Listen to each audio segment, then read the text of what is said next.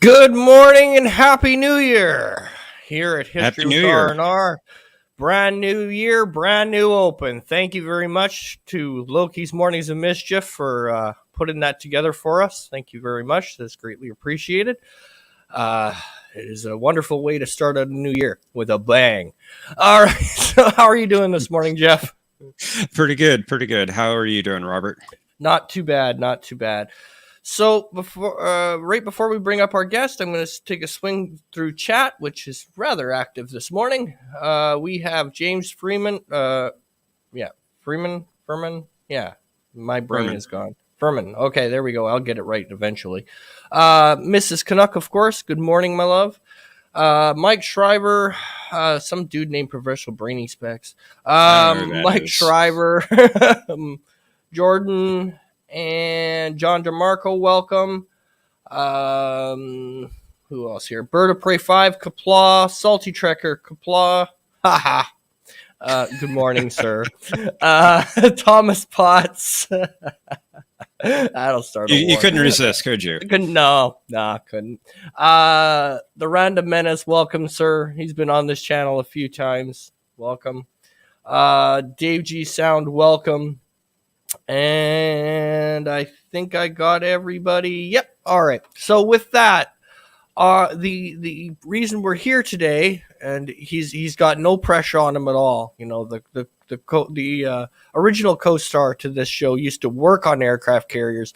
So Jason Price, your work's cut out for you. As you warned me, yes. Thank you for having me on. Not a problem. So yeah. Good morning, Jason. Good morning, Jeff. Sorry.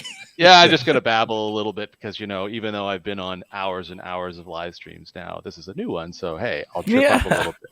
Hey, don't worry. My alter ego is Rambling Canucks, so rambling is kind of the name of the game. Absolutely. So, aircraft carriers are probably one of the more interesting naval combat ships for me because in the end they became a system of systems. Yes. And being an IT person, and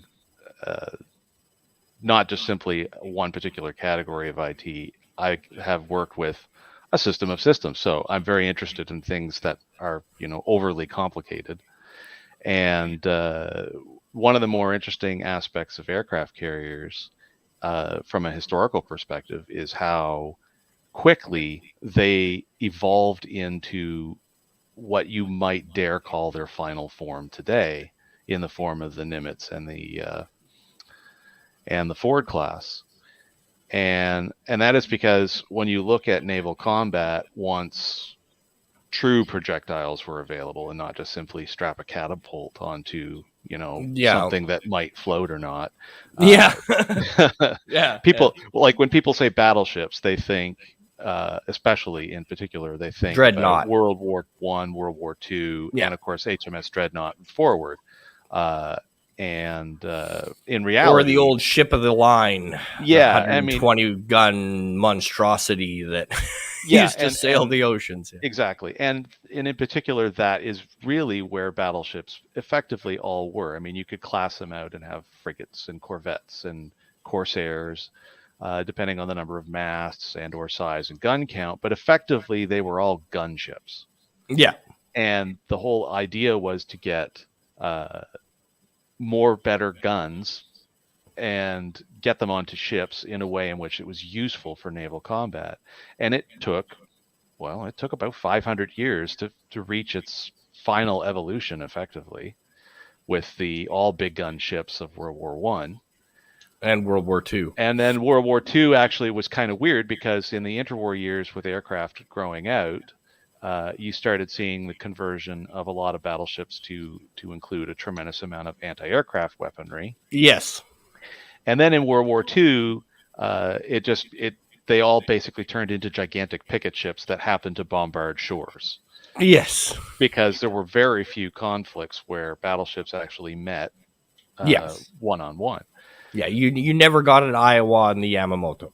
No, we never got the ultimate clash of the Titans. Yeah, that just never happened. and even with the Bismarck, like that was the last Yeah, true that big was gun conflict that happened. well, yes and no, because you could count what happened off of the Gulf with the Japanese battleships and the older ones and Oh, the yes. and the American standards. Yes. But I mean, that's splitting hairs. Yeah, pretty much everything became aircraft based pretty quick, especially during World War II. So when you stop and you look at aircraft carriers, where things get interesting is that hard learned lessons are almost always hard learned every single time. Yes. In that it should have been obvious that where big guns became the goal of the dreadnought platform itself, aircraft carriers were at first a novel idea because aircraft had such poor range, but there was a competition with dirigibles or blimps and things of that nature as far as increasing view range for capital ships or whatnot. Yeah, because originally an aircraft carrier would be your eyes in the sky. Yeah, because radar had still yet to become anything in particular. Like it had been invented on paper, so to speak, but nobody had actually built radar in the sense of what you ended up with by World War II. Yes. And at the same time that aircraft were progressing in technology, shipbuilding was getting more advanced. And then, of course, that culminated in the Washington Naval Treaty, which kind of limited the total displacement. And a lot of countries ran off and started saying, oh, okay, well, these aircraft carrier things that we've been messing around with for the last couple of years, let's just randomly convert things into that. So there wasn't any real serious design, deliberate design intention yet in fleet carrier design, and the idea of fleet carrier hadn't even really come to fruition yet. It was still a huge question of how do you operate these things, and how do you make them work in combat, because it's that classic, there's a Nick Moran from Wargaming has this interesting quote that I think he got from someone else. I believe he attributes it, and basically it's little boys talk about their guns and big men talk about their logistics. Yeah. Because you can have the coolest toy in the world, but if you don't have any way to wield that in an effective manner, then you don't have any way to win with it. Yeah, well, not only that, but you also have to remember naval combat as a rule, like you said, was about big guns. So you're what they're trying to do is they're trying to fit an odd-shaped puzzle piece into a puzzle it won't fit into, because right up till the start of World War II, if you think naval combat is the battle line. So you'll have, the battle line. So you'll have your destroyers and your cruisers up front, your battleships at the back. You line up here, and you come like this. Exactly. Right? It was very, very much like battle lines in the musket or in the early rifle era, where you just have an entire battle line on a field, and you just have everybody aiming at each other. Yeah, so they wouldn't know where an aircraft carrier fits in the battle line because it's underarmed. It's not going to survive a one-on-one with a battleship at 2,000 yards. So it's huge. It's going to get wrecked. Yeah. So it got looked at as an auxiliary.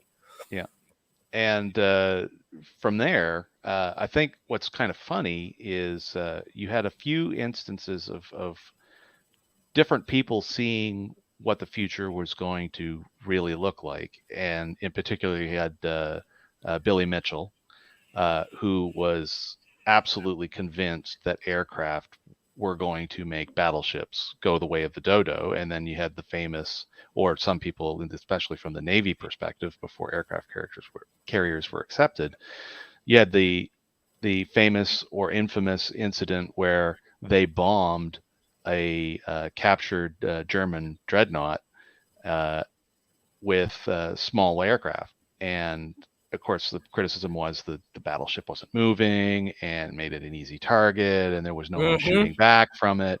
But the simple fact still did remain that small, because from a comparative perspective, they were small. A small 500-pound bomb being dropped from, you know, early single wing aircraft were able to do damage that exceeded that of what you would get on average from a 14 or a 15-inch shell, and up against the dreadnought. Like, obviously a shell of that size hitting a destroyer or a cruiser, it would be just, you're done. You get yeeted right out of the battle at that point. Yeah. But when you start to realize that there's no way, and this is a problem that tanks have as well, there's no way that you can armor your top surface and not compromise absolutely every other aspect of your vessel. So as soon as you can drop bombs that are that effective, especially armor-piercing bombs as they became developed, then it rapidly became obvious to those who had eyes to see, kind of thing. And as with a lot of things in that era of combat, it took a while before people started to realize what was really going on. And then you had interestingly enough, and just as a quick side note, and I'll just kind of throw this out across all the things that were developed between about 1922 to about 1953, it's funny that the British, the typical, classical enemy of the United States up until after 1812, became the designer of the ships that they would never themselves truly field long term. Yeah. So they came up with angle deck. They came up with the Fresnel lens system. They came up with the landing arresting wires, and fixed all these particular functionality issues as far as landing and recovering aircraft in a safe fashion. And then, of course, that culminated in what you end up with the modified Essex class carriers, the modified Midways, and then the ultimate was when they put it down into the Forrestal class supercarrier. That design that came out, I'm not going to get the year right, but it was designed in the 50s, and I think they first started putting them out in late 50s or early 60s. Was the Forrestal class, which of course is recognized by most people, if they're not paying attention, as looking exactly like a Nimitz, because functionally they kind of do. Yeah. So you have that side path over there, which is really funny. Like I say, it's kind of funny that they came up with all the really, really good bits, and yet they don't actually field anything at all like that today, and haven't for a long time. What is your favorite? No, they more go towards the helicopter and the the Harriers decommissioned. Yeah, now. they use they'll do the F-35B. So they'll do the ski jumps and the SVTOL aircraft. So which is your preference? Protected top or wood top? Like the United States did. Okay, now let's. There's a can of worms. If you ever want to start a war within an aircraft carrier chat, just pick a side and roll with it. So you're bound to piss somebody off. So there's a very good Navy only channel called Drachenifel. Drakenfil, Drac, I know. He produces a tremendous amount of very long form content. Awesome. And he did a rundown, which was very fascinating for me, because for all of the history books I've read and all the documentaries I've watched, no one ever covers this, and it's really kind of funny that it hasn't been covered explicitly, because some of the people that I watch are some of those excellent documentarians that you see from England, like from Sandhurst College and whatnot. Yeah, and that is that the design philosophy that the Royal Navy used was because they were almost fighting their ships littorally. So they were very close to land-based aircraft. Yeah. And they had little choice but to make sure that they could be as resistant to that offensive option that the enemy would have, as opposed to the United States and even Japan, where all of their carrier activities were in the biggest body of water on the planet, where you'd almost never have any kind of gunship get near those aircraft carriers, and you'd keep the carriers away from land as much as possible, whenever possible. So, and if they're near land, they have enough guns that around them that they're there for they're there for good reason. Like, like Marianas Turkey Shoot, for instance. There were multiple carriers and dozens of support vessels around them, and but they're not going in alone. That's no, exactly. No. Yeah, you don't operate on your own like that. Like, so if you take a look at Get the Bismarck, the Ark Royal, it was on its own. It wasn't uncommon in the Atlantic theater during World War II that escort carriers and what we would generally refer to as a fleet carrier or a larger than escort carrier, they all operated on their own. And because of that, they had to have an increased degree of survivability. So that's where you get into that whole question of, do you do wood, where you can do the repairs easily? And of course, the other thing is it's not that the ship wasn't armored from the top. It's that the aircraft deck was not armored. Yeah. The armoring was done at a lower level because when you armor higher up on a vessel that's already designed to be high out of the water, you have a negative impact on handling when you have to do high-speed turns. And not only that, but you limit how much you can have in the hangar bays.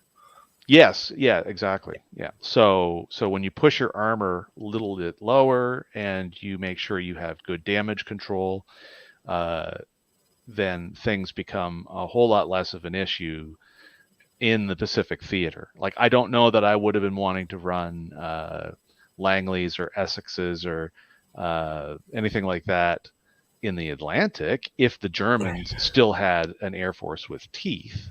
Yeah.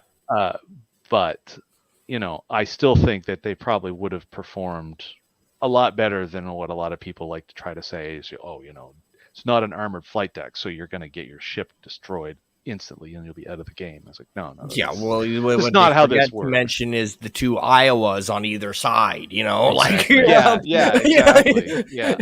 Just saying. Yeah. Like one of the actually, and as a side note on that, as interesting as it is to see carriers supplant battleships, as far as the penultimate or if not ultimate capital ship, the battleships actually became complementary for quite a long time there too. And a number of years ago, I actually had the chance to go visit the USS North Carolina Battleship Museum in Wilmington. And one of the things that I learned when I was there was that by that point in the war, when North Carolina was in the Pacific, that it had been re-equipped with so many 20 millimeter and then eventually 40 millimeter that the carriers actually thought that the North Carolina was on fire. Yeah. But it wasn't on fire. A joke it was Drac makes, it was that much smoke coming off of all the put more guns on this? Yeah. Oh yeah. And when you walk around that guns ship, on this?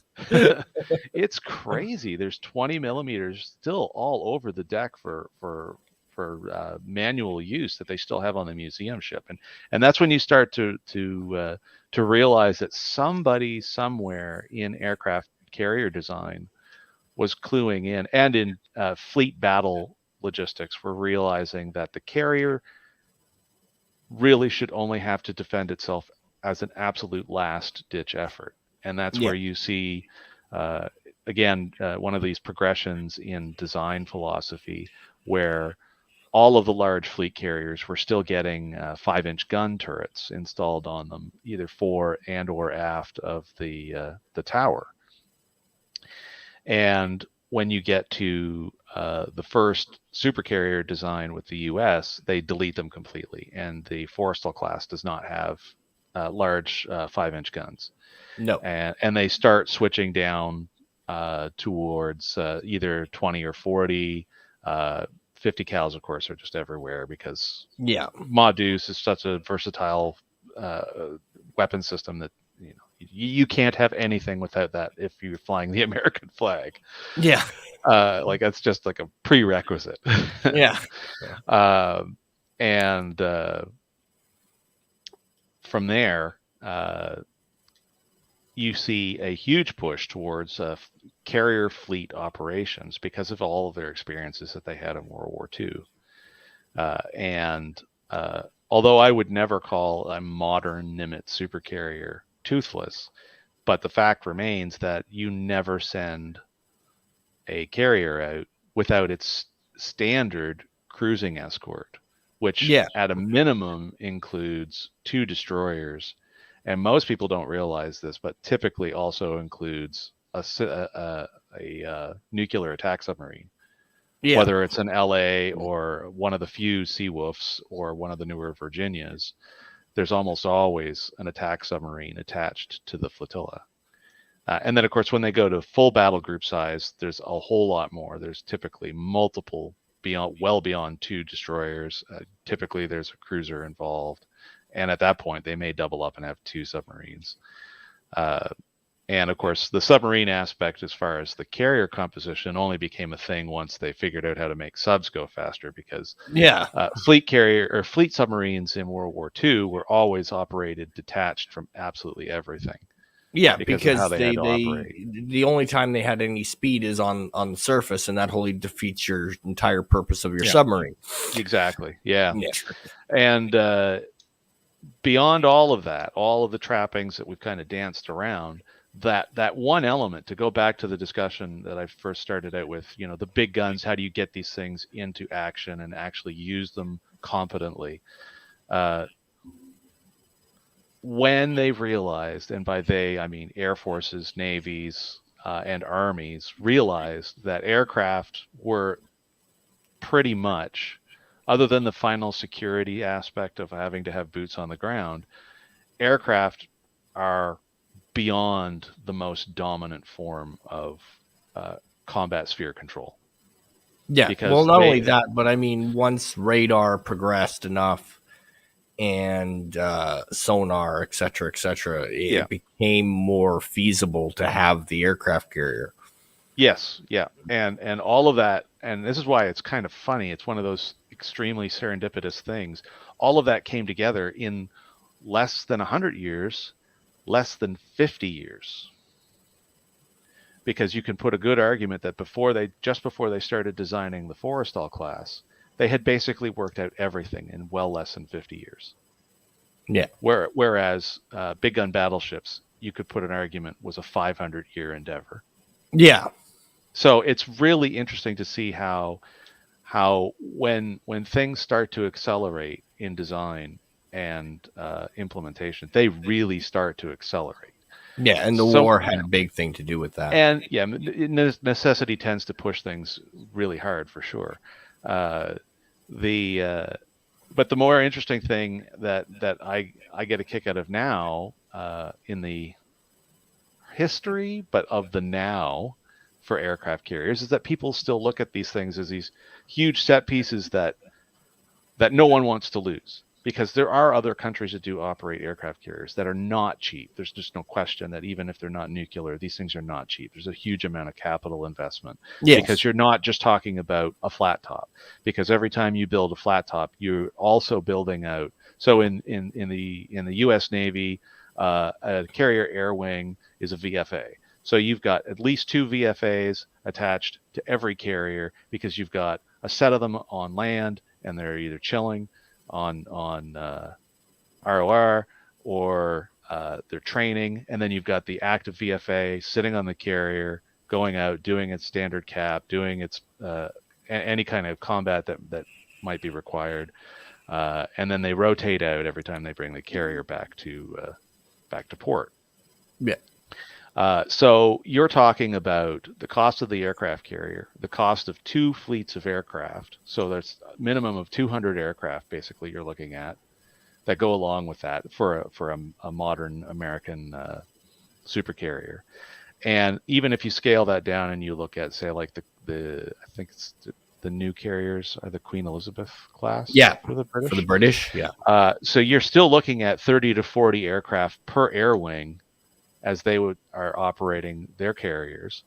So you've got all these F-35s that you're buying that have to be used on, or that are intended for use on the aircraft carrier, as well as the cost of the carrier and continuing maintenance, because these things and then the small village that lives on said carrier to support said air wing. Oh yeah. So these are not small investments, and I get the whole aspect of the argument that people put forward that no one wants to lose them. So I don't know that if you went into like a full on conventional war footing, that they would ever get these things near them. Or the other thing is that, well, you'd lose them super easy. And I don't know that people have really considered the technology that's been put into dealing with protecting an aircraft carrier. Well, not only that, but I would argue that's been the case, because I mean, let's face it, the aircraft carrier of the modern age is your capital ship. That's what it is. It's your capital ship. Battleships used to be the capital ship. Now it's the aircraft carrier. Yeah. Even back then, World War I, prime example of that. They were protected as hell, and they had more guns on them than you ever want to look at. I mean, the entire reason why there was only Jutland in World War I was simply because of the time, money, investment, and manpower that had been put into both fleets. Neither the British nor the Germans wanted to lose said fleet. The Germans lost more percentage-wise, and the British lost more count-wise. And both sides went back with, huge wounds to like realizing. No. Everything changed. Yeah, like that classic kind of combat. Yeah, very much a lesson we ain't learned. Doing that again. Yeah. So with aircraft becoming the absolute ascendant military weapon over absolutely everything else, other than final security still requiring the classic boots on the ground, if you intend on securing that area. Aircraft carriers are almost always going to be at the absolute leading edge of both defense and offense, because the fundamental end design that was pursued with the Forrestal class and then continuously evolved and then into the Nimitz class and now into the Ford class, and regardless of some of the specific technology choices in the Nimitz in the Ford class, the layout is a continuing innovation to improve the operational tempo capable on these vehicles, because those vehicles don't serve to be the thing that fights. It serves to carry the thing that fights. So instead of big guns, they carry big planes. Yeah. And one of the funny things is, like from a historical perspective to look at it, is when you look at the Doolittle raid, you had B-25 Mitchells, which is kind of funny that, Billy Mitchell, who said aircraft were going to dominate even naval combat. Yeah. And then the aircraft named for Billy Mitchell is then stacked onto an aircraft carrier with a crane, and then they're flown at range. Unfortunately, of course, not as close as they wanted to get, but flown at range, and then they bombed land targets. But in particular, the B-25 Mitchell was nearly as large as what the vast majority of carrier-based aircraft are today. Yeah. And in the 40s, people were kind of scoffing at the idea that this is crazy. I mean, obviously they made it work and people were astounded. But yeah, I'm sure that there was probably some engineer that just kind of sat there and went, that works. How do we make the planes bigger? How do we do this all the time? Yeah.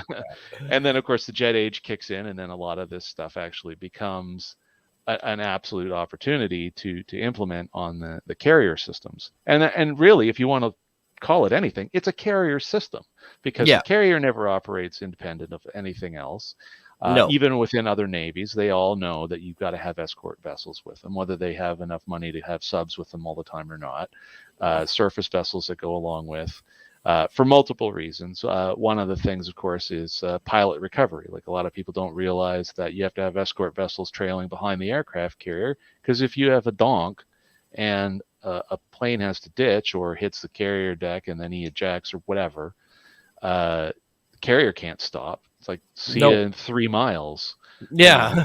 But that Right. little destroyer or that Corvette, I mean, they can absolutely put the brakes on, or they can at least drop a rib in the water and Or launch a helicopter, or way quicker than the aircraft carrier can, and then it can go and pick up whoever's in the water and rescue them and bring them back, and there's a lot of these aspects that, like I say, it makes carriers a system more than just simply a ship.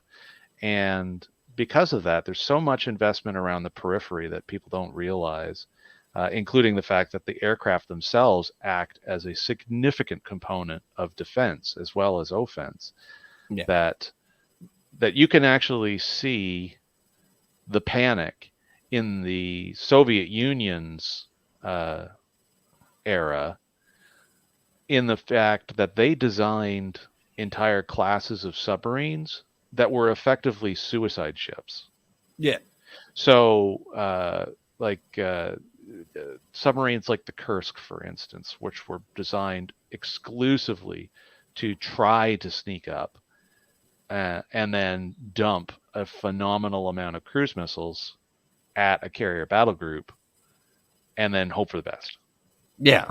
And that's all that they could do, because nobody else had either the expertise or the will to put the time and energy in to try to catch up to the Americans. And we can even see the fact that it's insanely difficult, even in the face of all of the knowledge that is available publicly.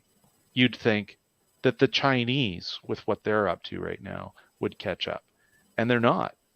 They bought an old hull from the Russians, who themselves could never figure out how to do a carrier properly, and then turn that into the Liao Lang, which has had nothing but problems. Then they built a version of it themselves. That has not worked out particularly well. They don't have the aircraft capacity of a Nimitz or Ford. They don't have the operational capacity of those classes of aircraft carrier. The aircraft to put on them don't exist properly either.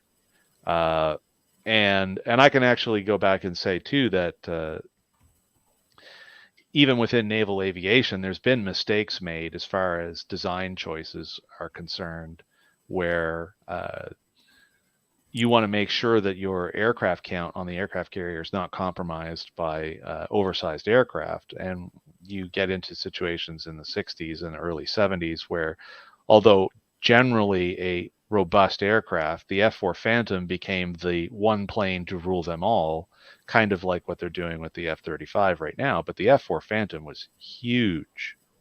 It was a very large aircraft.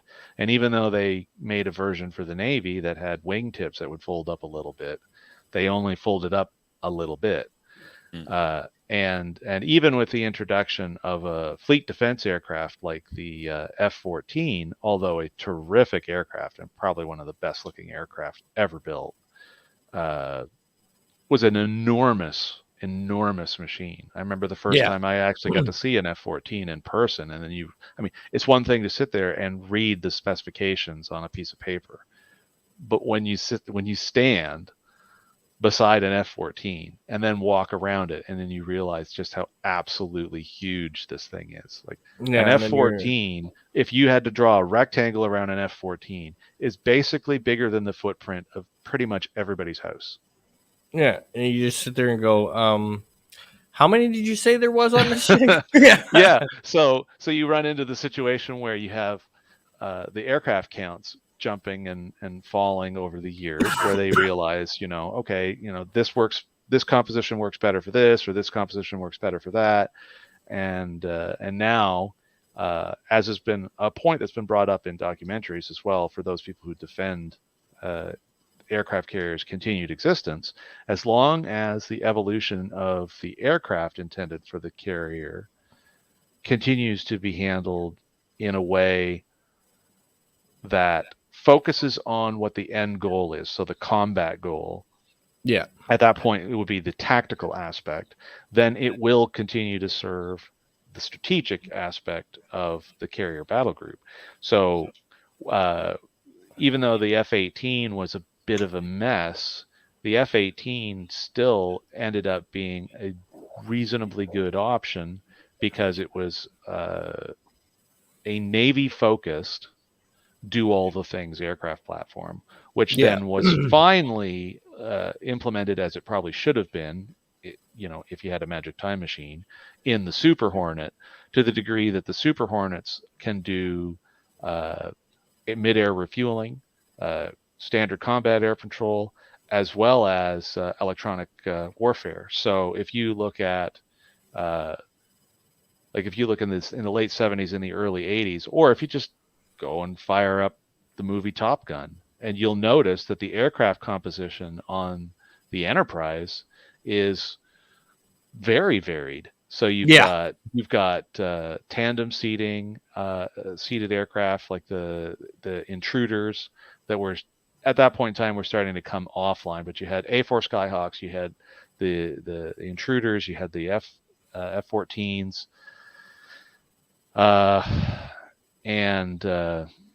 they'd gotten rid of the Corsairs before that already. But yeah, you had a number of aircraft that had very specific roles. So there was no way you could cross share. The Intruder was a bomber, it had no guns, it had no way to go offensive.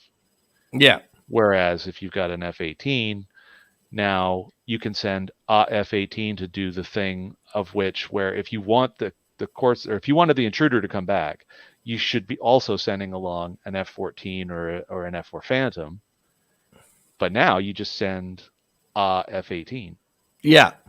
And it adds that flexibility to the carrier without ever having to actually change the carrier. And that's what makes the future evolution of carriers even more interesting than the 500 years it took to get to dreadnoughts and super battleships. Yeah, because, and I mean, sorry to interrupt, no, to interject, but it just came to my mind. I mean, if you think about it this way, if aircraft carrier and the fighter on said aircraft carrier was of the F-18 variety back in World War II, Midway would not have been a success as it was. Because what was the Japanese doing when the Americans caught them flat-footed? Exactly. Switching the armament on the plane. Yep. Right. Oh, yeah. It wasn't just a chance luck spotting. It was a chance luck that you had this discombobulated state on several of the carriers as they were swapping between bombs and torpedoes. Torpedoes, yeah. Yeah. So whereas if you had a plane like the F-18, both would already be on the plane. So it's just a matter of where are we sending the plane? Yeah, exactly. Or for that matter, even the fact that the same aircraft, even if you had to de-equip some of those weapons in place of others, it's the same aircraft. It's the same frame.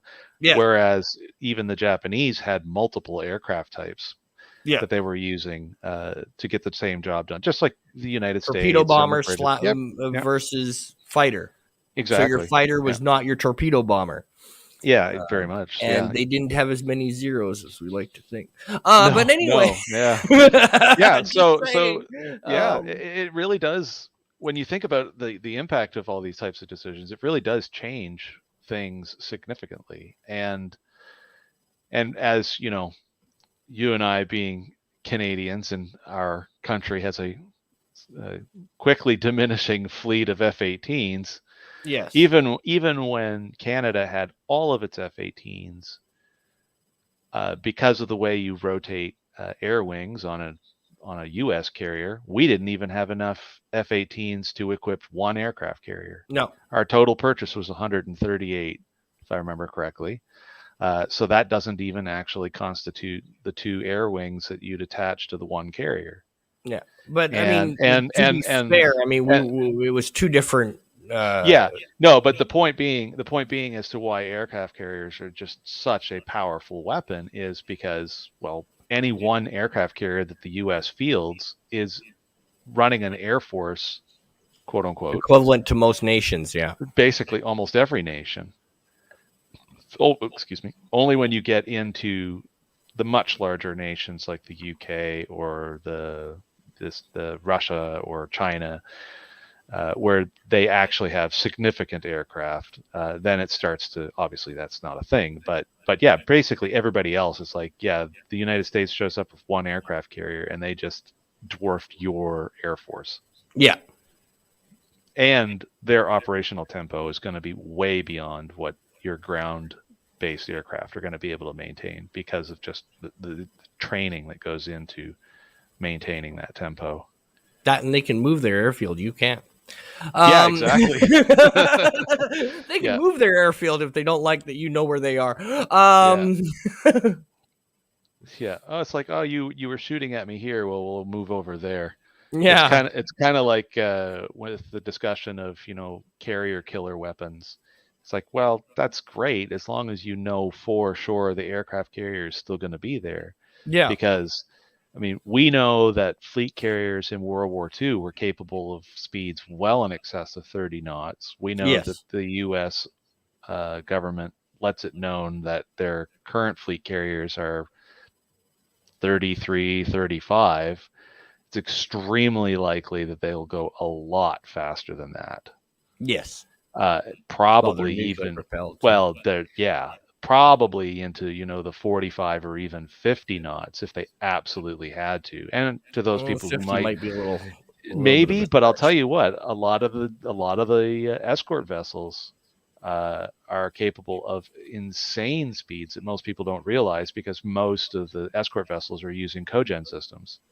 Yeah. So they actually have effectively jet engines along with their slow, ploddy cruise mode and diesels. Most fleets these days will run at cruise speed, not at full. Exactly. They're doing 15 to 20 knots, conserve fuel, conserve energy. But, one of the stunts, and this is, I'll dredge up another neat Canadian thing, but when the Canadian frigate program was well underway, was the fact that the cogen system on that was able to get them to go fast enough to let people water ski off the back of a Corvette. I mean, these things can definitely move. Maybe a fleet carrier won't hit 50 knots, but it's definitely going to go over 40. And if you can reposition all these fleet carrier weapon or fleet killer weapons that people talk about, they have to be beyond high tech, to be a little hyperbolic, because if you're only going to fire 2 or 3 of these things at a time, I mean, we already know how well CWIS works. Yeah. Let alone all of the improvements in things like Standard Missile 1, 2, 3, and rolling airframe missiles. And for people who question things like CWIS, I'd suggest that you go and do a search for CRAM, C-R-A-M, and go see just how well it's effectively the same system, but land-based, how well they work, because they were using CRAM in Afghanistan around bases, and those things were shooting down mortar shells. Yeah. So if you're shooting down mortar shells with a 20 millimeter Gatling system, your giant missile, definitely a lot easier to hit, even if it is coming at you crazy fast. Yeah. Like it's it beyond, just shreds everything inside. Yeah, it's terrifying and yet awe-inspiring to watch a CRAM system crack up. So if you've got multiple ships in a carrier battle group and they're all running CWIS, which is of course the last barrier of defense. Yeah. I'm gonna be pretty confident that you're not getting through unless you absolutely overwhelm the area, which of course was which was to go back to talking about the Kursk and that class of submarine from the Russians. That was actually what they intended to do, was to completely overwhelm the target whenever possible. If well, that kind of and conflict to be happened. honest, I mean, let's call a spade a spade. I mean, you don't even need to go to modern technology for that. Go to World War II, the United States Carrier Group. There is a reason that the Japanese went to kamikaze, and it wasn't because they were crazy. It was because it was the only way they were getting a plane and bomb through. Pretty much. Right. Yeah. Right? It was the only way it was getting through. Yeah. So, I mean, it worked then. It works now. Yeah. Just fortunately now we don't have to have a meat popsicle in the aircraft. Yes. Now it's just a poor little robot. Yeah. Unfortunate. That is true. Yeah. So no, it's I mean, on the one hand, it's awesome, obviously, because loss of life would be bad, that we have not had to see what really can be done by these things.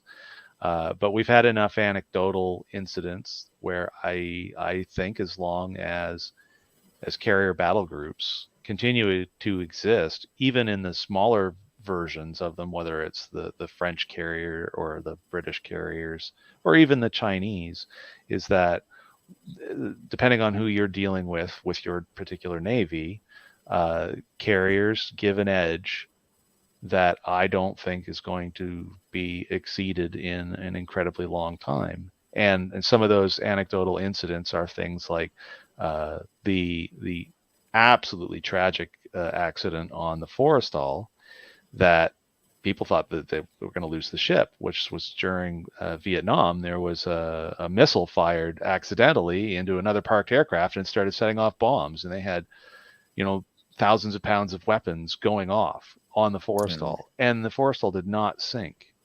Yeah. That poor ship had so many other incidents that just continued to happen, fires and accidents, and still yet it might have been, you could count it as, say, a combat kill necessarily, because it would obviously be taken out of action, but the ship was not lost. No. And as we saw from the huge amount of importance put on damage control during World War II, which of course is carried forward all the way to now in the U.S. Navy, is that good damage control can not just save a ship from being lost, but can actually bring a ship back into combat use. Yeah, well, as we saw in Midway.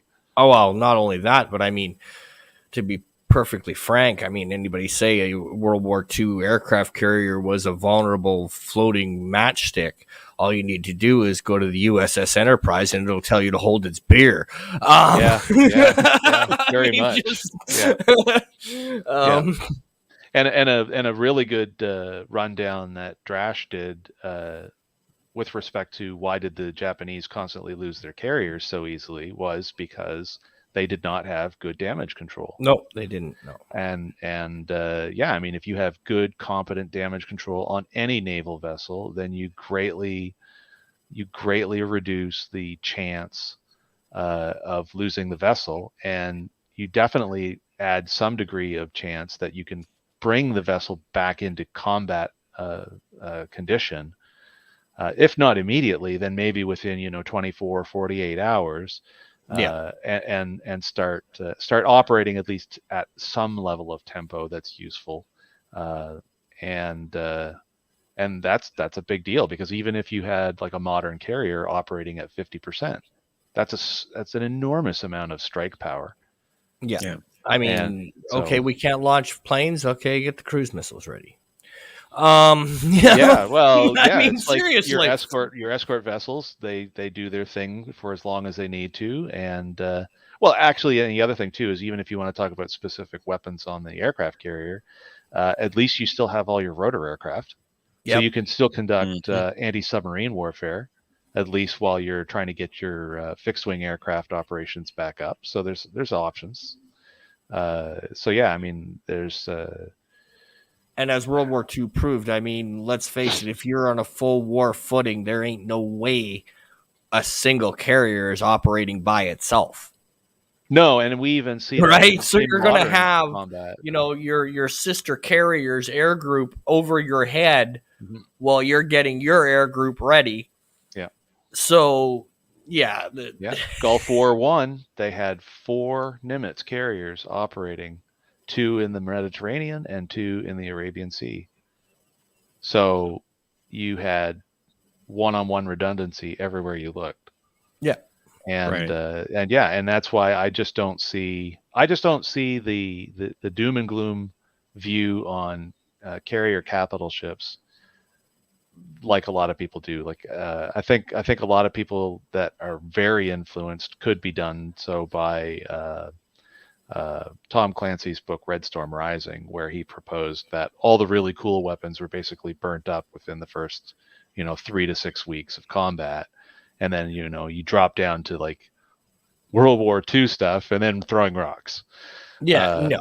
And I don't think that that's going to be the case, because anytime we've seen any kind of combat, and even with the Russians when they've operated on their own in certain combat situations, anybody that has reasonably decent technology to excellent technology has never really been opposed, so long as the general tactics employed are not garbage. Yeah. Well, And I would sit there and I would look at that and go, the same people that say that are the same people that said that torpedo boats were going to were going to take over for battleships. yes, yeah, because that was definitely That was an old argument. comedy. Yeah. It was an old argument. Why should I build a battleship when I can just build 10 torpedo boats? Because if you're going up against a nation that has battleships, guess what the Kelso can build? Yeah, exactly. Right, exactly. Throw that out there.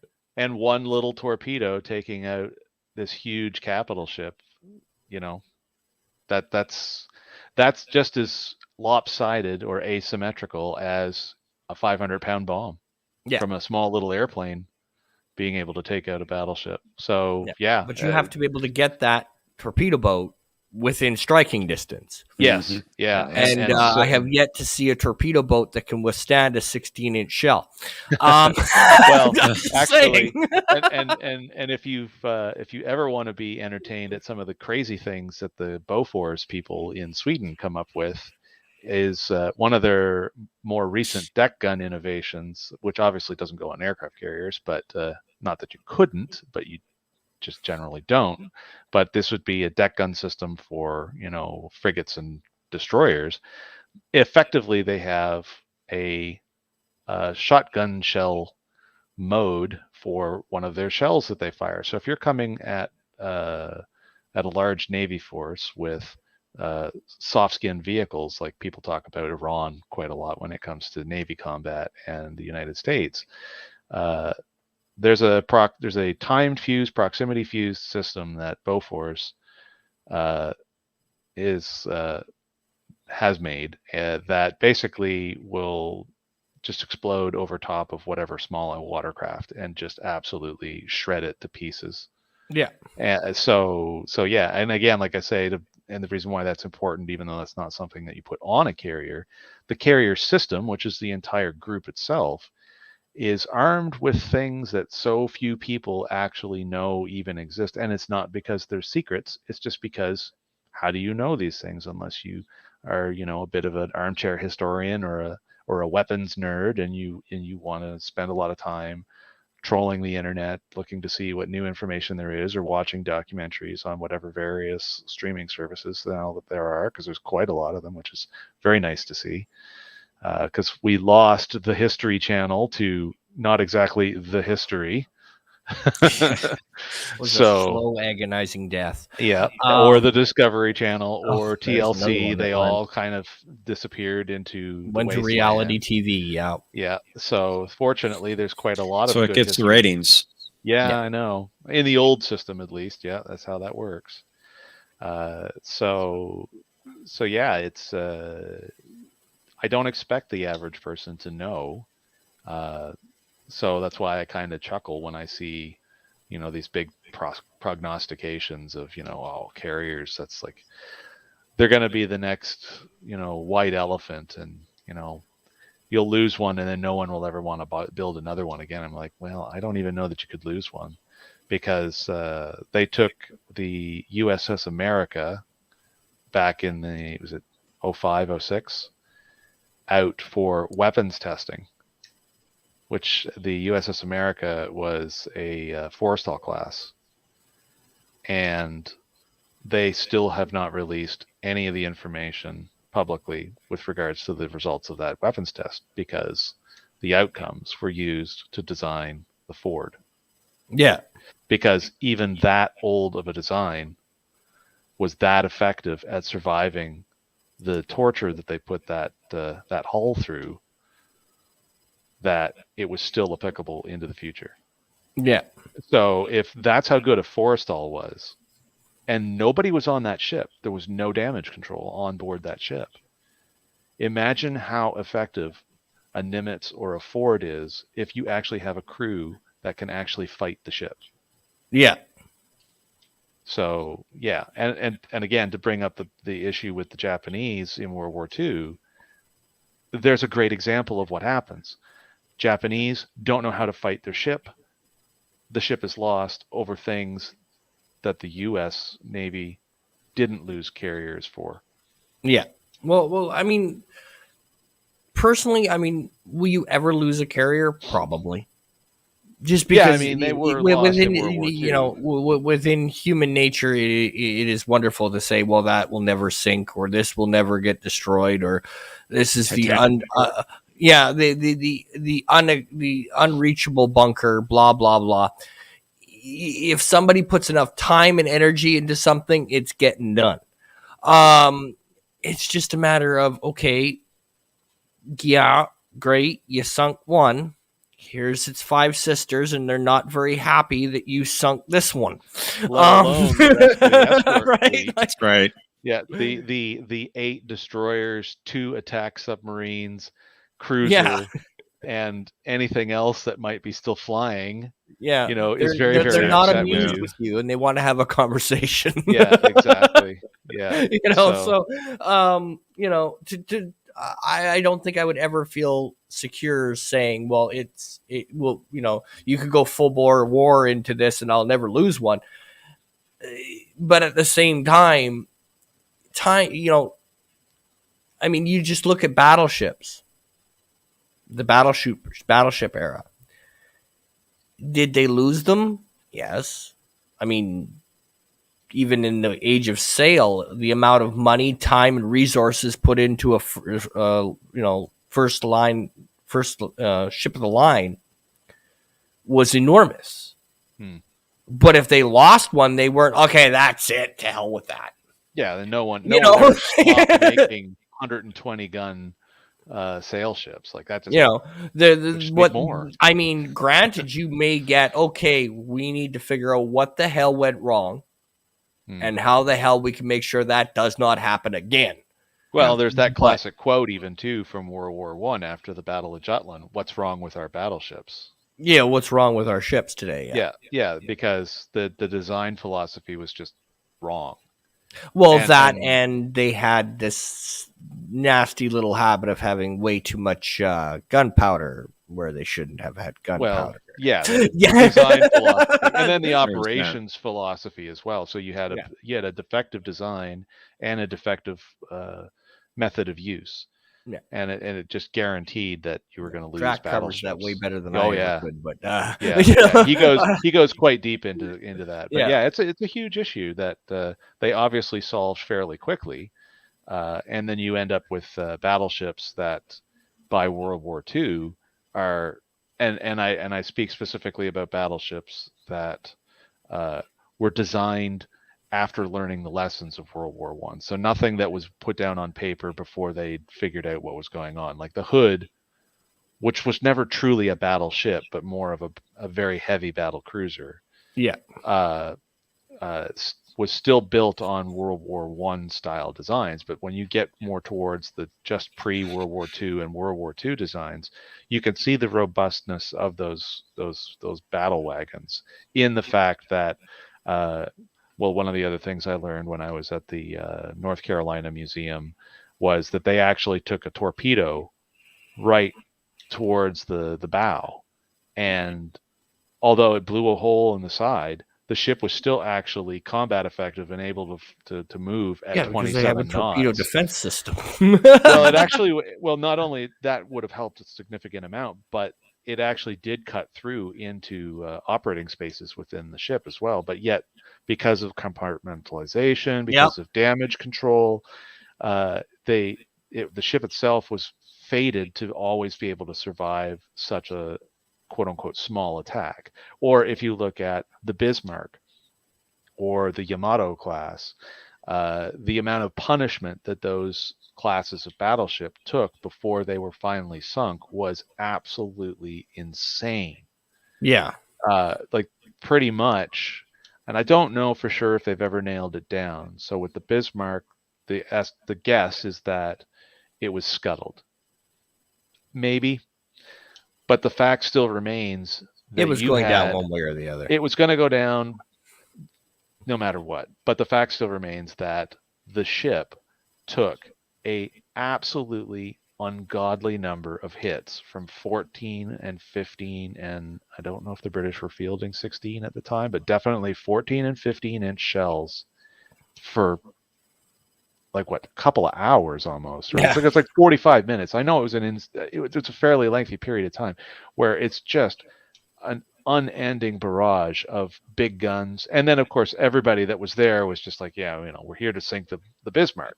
Churchill said, do it, let's do it. So everybody was sparking up everything. So if you could level your guns at it, you were leveling your guns at it. And they were just peppering that thing with every form of firepower they had.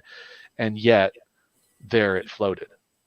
Yeah. Or if you look at the Yamato, until it was finally getting hammered by aircraft repeatedly, like even that ship was just, how can you take this kind of punishment? Yeah. And from what we built for that. Yeah, exactly. Yeah, so exactly. so when you take the fact that more of the design of these types of ships has moved to take into consideration keeping the ship alive in ways that weren't either possible to figure out because of the lack of experience or the lack of additional design technology, it really changes how the game is played, if you want to put it in those particular terms. So I think personally, I think you could have a full combat kill on a modern carrier from anybody, whether it's a Nimitz or not. I think you could get a combat kill on a carrier, but I think that would be about all you'd get in that particular skirmish. Yeah. I don't know that you'd actually physically lose the ship. I think it would have to go back to port, and I think that every other ship that was there would probably end what was left of you. And then, they'd come back, like you say, with all of the other friends, and then the next thing you have to deal with is, the other Nimitz carrier, the other Queen Elizabeth carrier, or the other Admiral Kuznetsov, or the other Liao Lang, or however you want to look at it. Or back in the Cold War days, oh, you attacked my great ship. Oh well, let me introduce you to the Iowa. Exactly. So there's that. Now they're decommissioned, but I mean, still, you have support vessels that are designed for that role.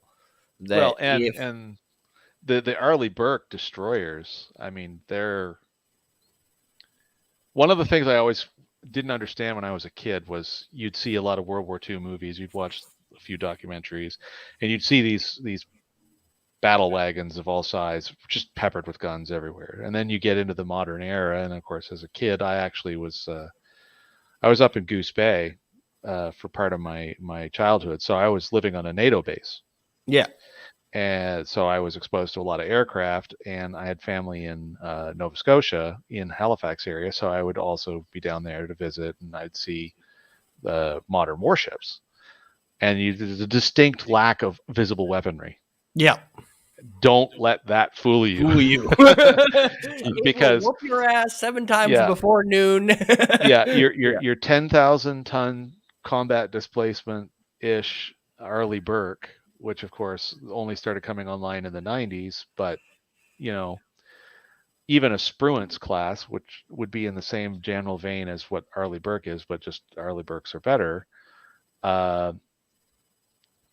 amount of missiles and the evolution of the missile system, in the same way that you have the evolution of aircraft on aircraft carriers, causing aircraft carriers to almost always be relevant until they're not, which of course, as we know, Right. takes a significant amount of time, decades before the carrier becomes irrelevant, and then you have to replace the carrier because the weapon systems are super easy to replace. Aircraft, fly them off, fly on new ones. Missile systems on a destroyer or a cruiser or a frigate, well, they're all based on standard NATO vertical launch cell systems. So you just take out the old systems, throw in new systems, and job done. Now you go from Standard Missile 1 to Standard Missile 3, or vertical launch Tomahawks, or whatever it is that you want to throw onto the ship. So short of the vessels becoming either way too expensive to continue to maintain, or somebody coming up with some kind of an issue with them that makes them no longer viable to use as a fighting vessel for some reason. I can't come up with a good example, but for some reason something comes up. You just basically refit these things on a regular basis with minimal effort. And I think that's why, as much as it's kind of boring in a way, because when you look at these ships, other than the carrier being an absolute behemoth, you look at a modern combat ship and they're very boring. There's a gun on the front. They don't have the 16-inch gun on the front. No, you don't have these huge turrets and then peppered with guns everywhere. You get a deck gun, a couple of Sea Whiz, and then all the missile systems are basically hidden away underneath the decks. And in that same way, I think that people underestimate carriers because they're like, oh well, it's just got aircraft on it. Yeah, no, just has aircraft on it. Yeah. Like to compare it to go back to the B-25 Mitchell and the Doolittle raid, they had to strip those aircraft just to get the little bit of bomb load on them that they could. Now that's an interesting question from Mike Shriver, and no, and he's asked that 3 times. No, it's not possible. There is an outside chance that the Missouri, maybe, because it's in the water and I believe can technically still move under its own power, but no, 2 weeks, no, it would take serious effort. A lot of museum ships actually are skinned for parts they don't need to actually make the tourable spaces in other ships actually look either fully restored or authentic at least. So there's huge amounts of systems that are either straight up still classified and are completely removed from the vessel before they even become museum ships, or like I say, where you have different museums that will work together and they will take trips to each other's ships to look for parts that they know that they're never going to allow people into those spaces from a museum perspective, and then they will pull those systems out or those pieces out, and then they'll let them take them back to their respective museums and be able to either restore or improve the look of an area, like a cabin for an admiral or a captain or something like that, or make the sick bay look more accurate because you found some more of the pieces that would go into the sick bay. Because typically most museum ships, you have a tour path that will run past the sick bay area of a ship. And I mean, you look at it, and they had this problem with the World War II destroyers of the United States Navy, and they weren't even museum ships. They were basically put in reserve. You had a 50-50 chance that the sucker was going to even start when you turn the engine on.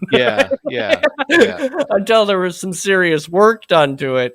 There's a 50-50 chance she was going to turn over when when he wanted her to go again. Yeah, Drash So, has a yeah. really long video on the U.S. Navy mothball program that I haven't yet watched, and I'll be interested to check that out.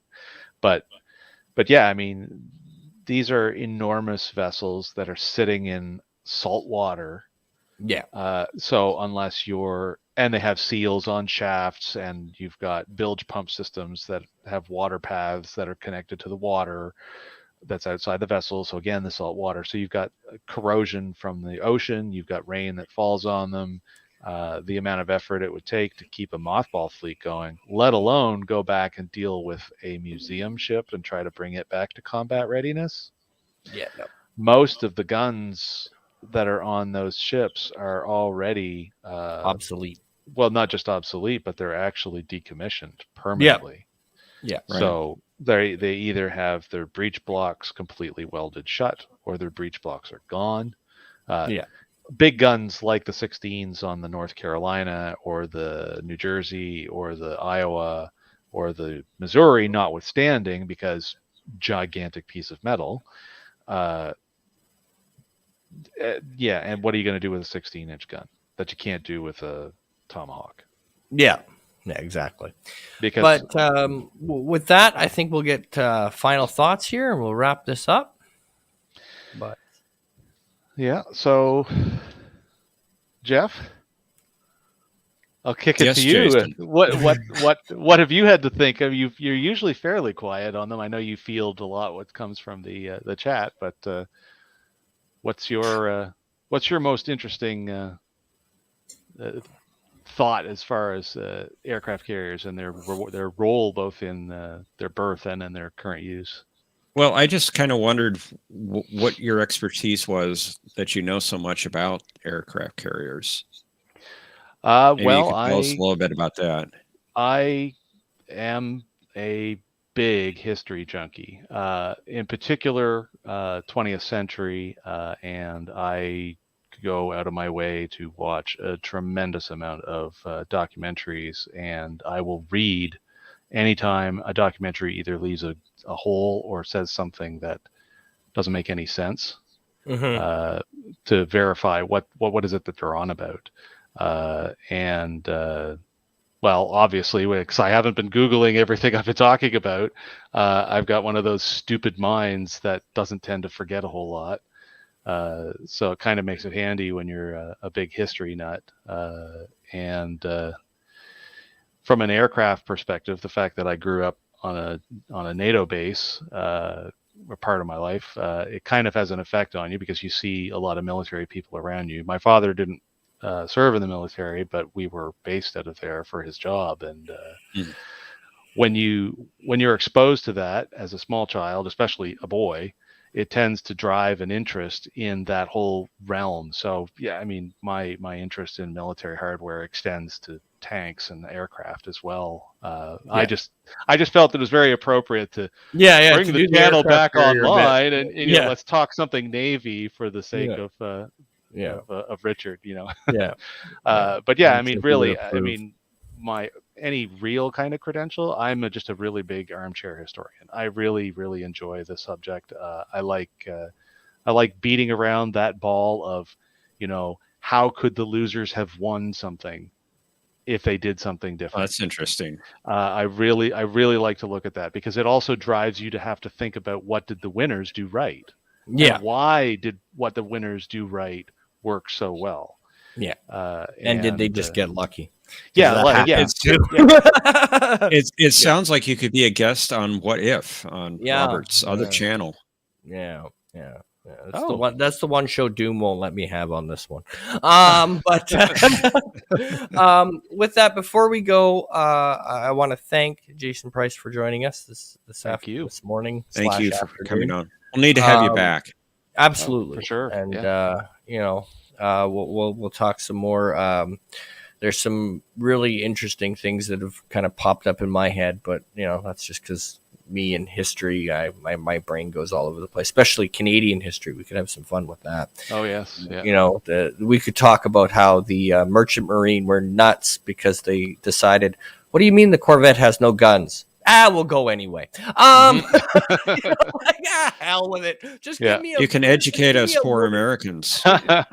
Just give me a wooden thing that looks like a gun and we'll be good. Yeah, well, I'll tell you, if you ever get to Halifax, they have the HMCS Campbelltown on display in the harbor. Mm-hmm. And it's in World War II configuration, but it's from World War I, pretty near. And oh boy, our boys that went out there to fight in that ship, they were crazy. Yeah, they were a little nuts, just a tad. But before we fishing go, boat. before we go, I'm just gonna do a quick little plug for tomorrow. I have been in talks with you mentioned Drac. Mm-hmm. This gentleman has interviewed Drac on his channel. He has his papers. He's an actual historian. He went to school for it and got his master's. He is currently part of the California National Guard. He was also military. He used to give speeches on the Cold War to actual military people. He has been in movies, war-related, and elsewhere. I'm just going to quickly share this here. So tomorrow at noon Central, History with R&R will proudly bring Tino Struckman from Lost Battlefields to History with R&R for an interview. Very nice. So I'm really looking forward to this. He has personally walked through the parts of the Maginot Line. He has walked through the Western Wall. He has gone through tunnels created by the SS. He has done a lot of research into World War II, World War I. He's one of the gentlemen that you do not you do not tell him that World War I was a trench war, because he will lose his mind. Because he's been to the forts that existed in World War I, and they say otherwise. So I'm very much looking forward to this. And again, thank you very much, Jason Price, for joining us. Tomorrow at noon, we will have a special History with R&R live. Normally we don't go live on Tuesday, but it was the day that could accommodate. So we're going to have a special. I hope to see everyone in chat, and it's going to be a very interesting conversation. We'll go from Harley Davidsons to World War I, World War II, and all points in between. I'm not exactly sure how long I've got him for an interview, but we're gonna put our best foot forward, and hopefully he'll come back. And big things. Hopefully, a start for History with R&R. And again, we'll have you back, and we'll talk some more history and fun stuff, and try not to get struck by doom. But anyway, exactly. Well, I hope I'll definitely be listening to tomorrow's after the fact. I get back to my regular working hours starting tomorrow, so I won't be able to listen live. So all good. And once again, thank you, Jeff, for sitting in the co-chair and managing the chat for me. And thank you to the mods. And as Richard would say, thank you and good night.